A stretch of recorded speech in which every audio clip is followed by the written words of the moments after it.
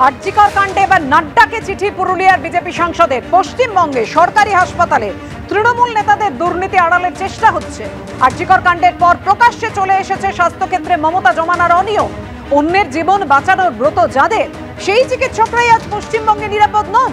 হাসপাতালে তরুণী চিকিৎসককে ধর্ষণ করে খুন, প্রমাণ লোপাটের চেষ্টা মমতা সরকারের।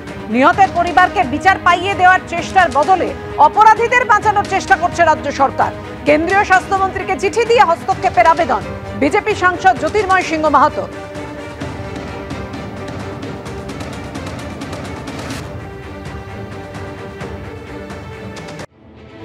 আরজিকর মেডিকেলে আর্থিক দুর্নীতির মামলায় প্রাক্তন অধ্যক্ষ সন্দীপ ঘোষ সহ 4 জনকে ইতিমধ্যেই গ্রেফতার করেছে সিবিআই। শুক্রবার সন্দীপ ঘোষ ঘনিষ্ঠ প্রসূন চট্টোপাধ্যায়কে আটক করে ইডি। সকাল 6:45 নাগাদ দক্ষিণ 24 পরগনার সুভাষগ্রামে আরজিকর মেডিকেলের প্রাক্তন অধ্যক্ষ সন্দীপ ঘোষের ঘনিষ্ঠ প্রসূন চট্টোপাধ্যায়ের বাড়িতে পৌঁছয় ইডি। বাড়িতে তল্লাশির পাশাপাশি শুরু হয় জিজ্ঞাসাবাদ। সন্দীপ ঘোষ ঘনিষ্ঠ প্রসূন চট্টোপাধ্যায়ের সুভাষগ্রামের বাড়িতে আজ সকাল 6:50 নাগাদ পৌঁছে যান 8 জন ইডি আধিকারিক। প্রায় 7 ঘন্টা জিজ্ঞাসাবাদের পর তাকে আটক করা হয়। আপনাকে কোথায় নিয়ে যাচ্ছে? কোথায় নিয়ে যাচ্ছে আপনাকে? সম্পর্ক বাবু কতদিন ধরে ছিলেন? মূলত কি প্রশ্ন ছিল আপনার কাছে? ওনারা কি জানতে চাইছিলেন কতক্ষণ ধরে, এবং কিছু কি যা জানা ছিল সব বলে দিয়েছে। কিন্তু কে এই প্রসূন চট্টোপাধ্যায়? 26শে আগস্ট আরজিকর মেডিকেলে চিকিৎসককে ধর্ষণ খুনের ঘটনায় সেমিনার হলের একটি ভিডিও ভাইরাল হয়। সেখানে দেখা যায় এই প্রসূন চট্টোপাধ্যায়কে। আরজিকর মেডিকেলের সেমিনার রুমে তার উপস্থিতি নিয়ে প্রশ্ন ওঠে। তার কারণ, এই প্রসূন চট্টোপাধ্যায় আদতে ন্যাশনাল মেডিকেল কলেজের ডেটা এন্ট্রি অপারেটর। 9 আগস্ট আরজিকরের ঘটনা সামনে আসার দিনও ন্যাশনাল মেডিকেলে তার উপস্থিতি পাওয়া যায় সেখানকার ভাইরাল হওয়া হাজিরা খাতায়। তাই প্রশ্ন ওঠে, ন্যাশনাল মেডিকেল কলেজের কর্মী দেহ উদ্ধারের দিন আরজিকর মেডিকেল কলেজে কি করছিলেন? কিভাবে ওখানে ঢোকার অনুমতি পেলেন তিনি? 2016 সালে রোগী সহায়ক হিসেবে ন্যাশনাল মেডিকেল কলেজে চুক্তিভিত্তিক চাকরি পান প্রসূন।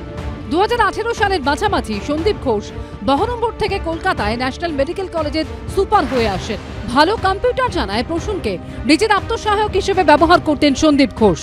2021 সালে চুক্তিভিত্তিক ডেটা এন্ট্রি অপারেটর হিসেবে নিয়োগ করা হয়। সেই বছরের 15 ফেব্রুয়ারি সন্দীপ ঘোষ আরজিকর মেডিকেলে অধ্যক্ষ পদে বদলি হয়ে যান।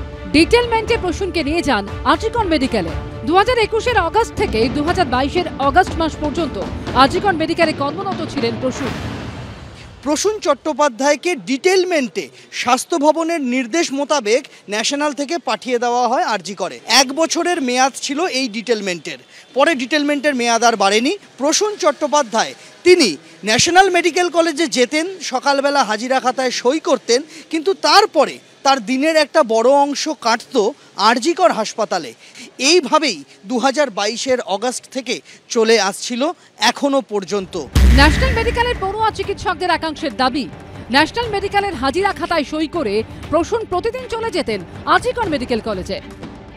আমাদের এখানে ছিলেন, মানে আমরা তো জানতাম উনি মানে এত কনসিস্টেন্ট এখানে, আমরা ভেবেছিলাম যে উনি সন্দীপ ঘোষের সাথে বোধহয় ওখানেই ট্রান্সফার হয়ে গেছে।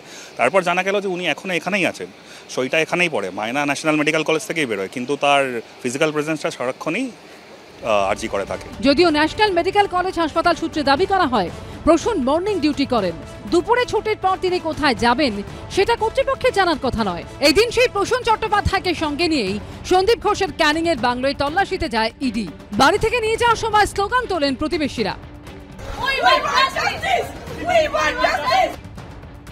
সন্ধে ছেড়ে দেওয়া হয় প্রসূন চট্টোপাধ্যায়কে।